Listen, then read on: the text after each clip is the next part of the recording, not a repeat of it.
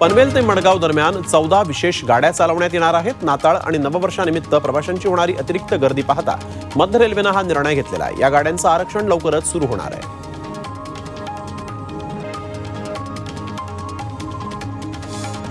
Daund Manmad railway दुहेरीकरणाचं 56% काम पूर्ण झालेलं आहे. त्यामुळे अहमदनगरच्या रेल्वे प्रवासाला गती येणार आहे आणि आतापर्यंत 134 किलोमीटरचं दुहेरीकरण पूर्ण झालेलं आहे.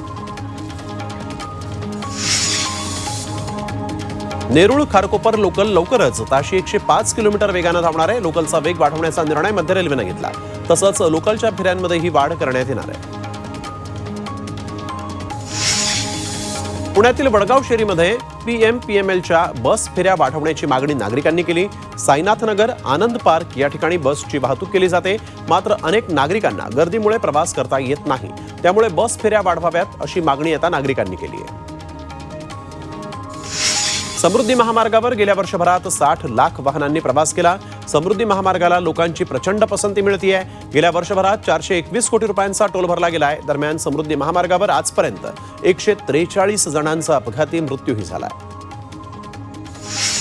इलेक्ट्रिकल व्हेइकल विक्रीत महाराष्ट्रानं दुसरं स्थान पटकावलंय. गेल्या 3 वर्षात राज्यात 2,60,000 EV वाहनांची विक्री झालेली आहे. केंद्र सरकारच्या वाहन सेवा पोर्टलनं ही आकडेवारी प्रसिद्ध केली.